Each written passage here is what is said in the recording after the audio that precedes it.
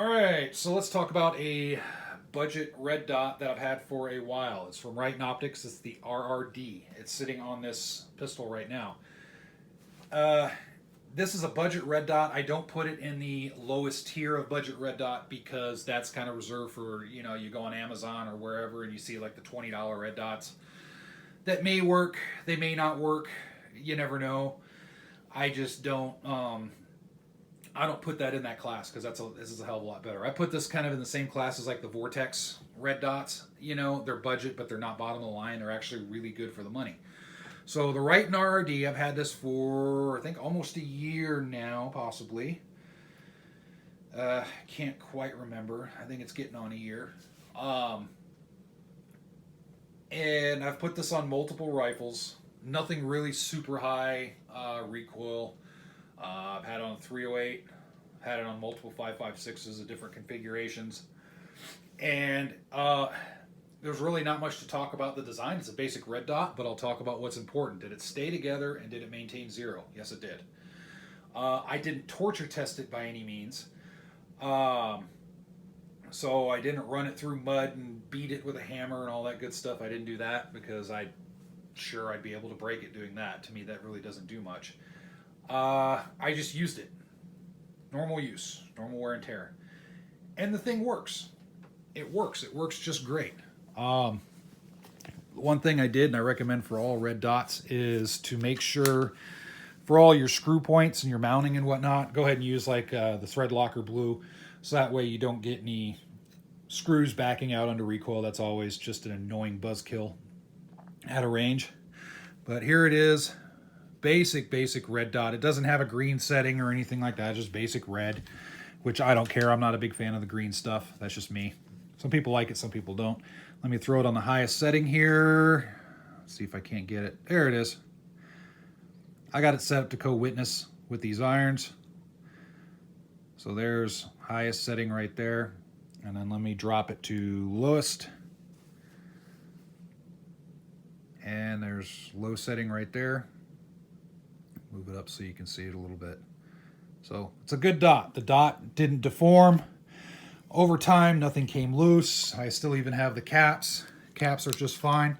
I don't really need them, but I just keep them on there just because. The mounting's good. I have not had any issues at all with the thing. I recommend it.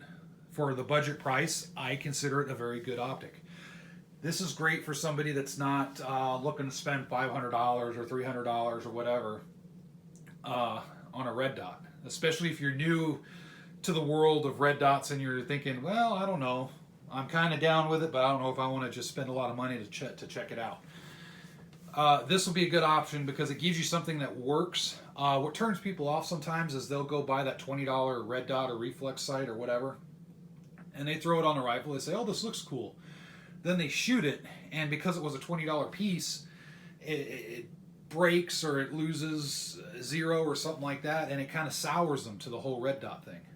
They don't take into consideration that, yeah, you kind of bought a really cheap product that's prone to fail. They just think of, okay, well, there you go, red dots fail, I'll just stick with irons.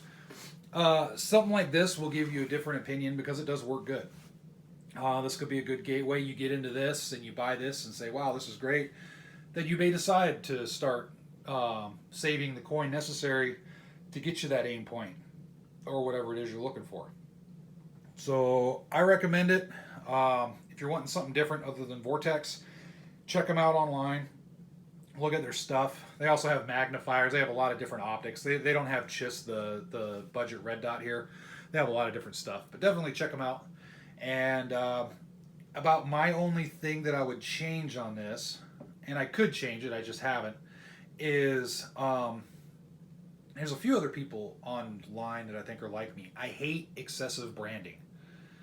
I get it, but it's just a thing. I mean, I don't know why I need to have the Riton emblem here, and then have the Riton emblem here, and then have the Riton word here. It's like, okay, got it. It's a Riton scope. Got it. I won't forget. I promise.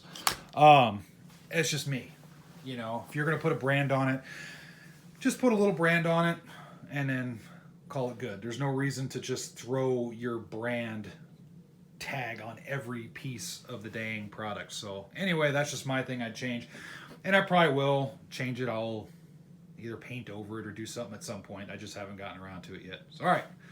Enough yammering out of me. Let me know what you all think. And then put in for your budget type stuff. Let us know your experience. Even if you had good experience with like a $20 optic, let us know. Because sometimes there are some good ones. Believe it or not, when you go into those like $20 optic range, $20, $40, there's a lot of crap. But sometimes you get that unicorn that just was built on a good day. I don't know what's going on, but the dang thing just runs and runs and runs.